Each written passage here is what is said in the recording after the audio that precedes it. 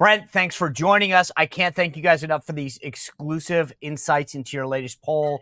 I'm excited to get into it. What has changed since the election?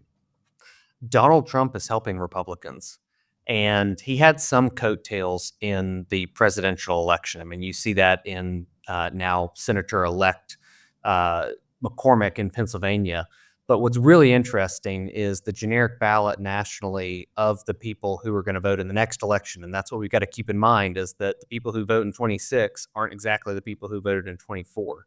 And even though it's a little bit less Republican in their recall of who they supported for the congressional race in last month, it's actually +3 for Republicans now. And what's driving that is men and minority voters, which are the exact same two voter segments that propelled Donald Trump to victory across 7 swing states. So if you're advising a candidate now, do you double down on men and minorities, or is that a signal to go reach out to other groups that aren't part of that core constituency? You go after them because you got to build these relationships. And I think that's one lesson that I really took away from this election is even though Donald Trump did really well with minority voters, down ballot Republicans didn't do as well with them.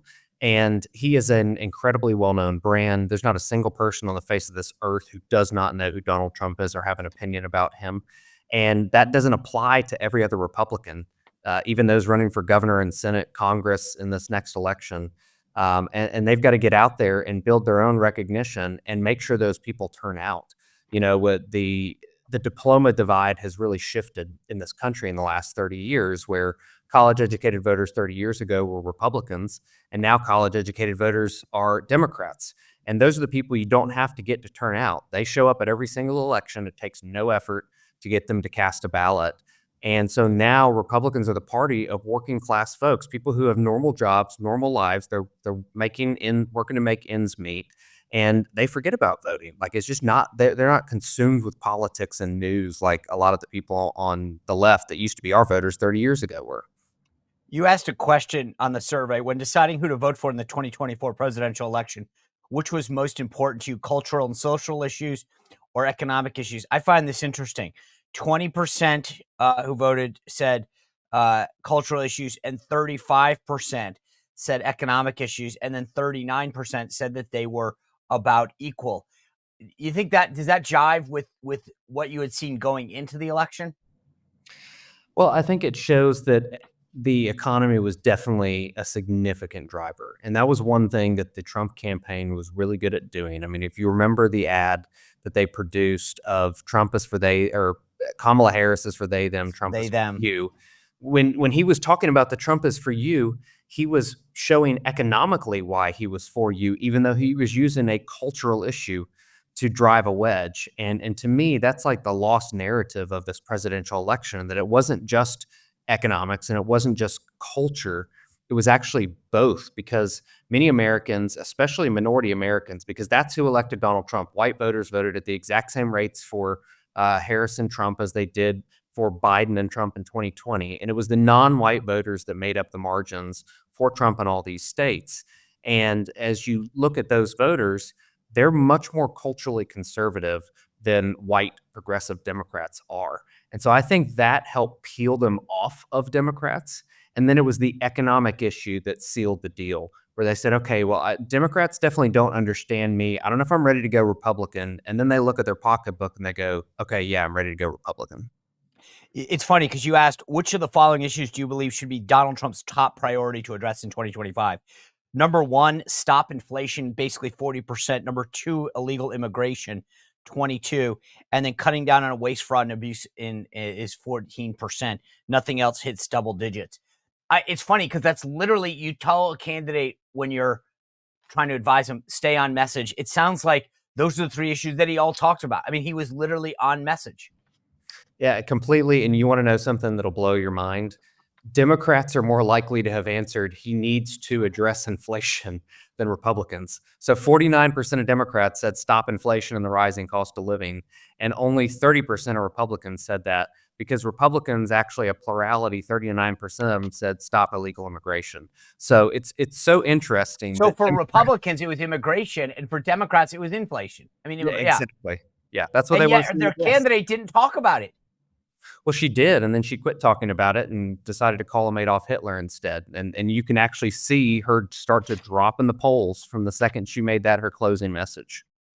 Speaking of dropping in the polls, I was looking through the issues that you asked people what they care about. And when you asked people about different issues in October, the end of October, abortion was at 9%. It's now down to 3.7, right? I thought that was fascinating. Threats to democracy, 14%. That's down to 11.8. It's like these issues that Democrats wanted to make, as soon as they stopped screaming about them, no one cared.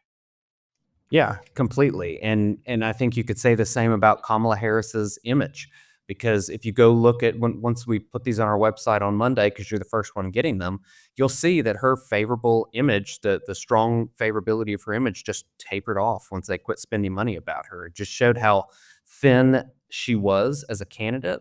And Donald Trump has actually ticked up in strong favorability for him in this exact same time. And the even though the alternate media, so not the mainstream media, really drove a lot of the messaging to these non-traditional Republican voters, mainly minority voters, the mainstream media still has a lot of power to be able to move numbers quickly. But I think what we saw is they could only move it so far. And when they quit talking about a person or an issue, that drops in salience. All right, speaking of people, you guys asked something really cool. You asked both sides, both parties, to tell us who was the most, it says, of the following surrogates, which was the most effective in generating support. And then you listed a bunch of Trump surrogates. You asked the same question for Democrats. Tell me, who was the top person for Republicans? Top person, period, Elon Musk. Elon Musk. 47%. And it was even more Democrats, 46% of them said it's Elon Musk. And then when you look at asking the same question about Harris surrogates for Democrats, 55% said they weren't sure. But So does that tell you that she didn't? I mean, the top Harris surrogate, according to your data, 27% Taylor Swift. The next person is Oprah at basically 16%, and then no one else in double digits. yep. Does that Yeah, mean that they didn't have an effective surrogate? I think it's that they live in an echo chamber. I mean, they're the main problem Democrats have now is they're the party of the coastal elites, and the coastal elites thought that all these artists being condescending to voters was a great idea, and we should put lots of money and effort behind that. And that's why her campaign spent millions of dollars paying people to show up at events and either sing a song or endorse her, and it had no effect. When you had 55% of voters say that essentially none of these surrogates were effective for Harris, like that's pretty damning. Yeah. Well, the thing that's interesting, as I said, so let's just, when you ask the question of Democrats, Taylor Swift number one, and then Oprah number two at 15.8%, and then no one else in double digits.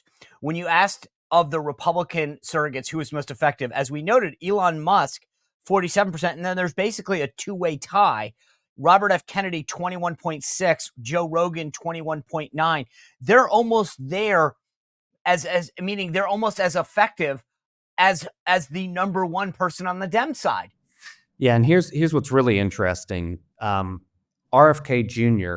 was more effective with female voters. That they believed he was more effective with females, which makes a lot of sense. I mean, like I'm 40 years old, and a lot of people in my age bracket right now are very much waking up to the message that he has been sharing even before he came and endorsed Donald Trump. And that really speaks to moms who want to protect their kids and their kids' kids.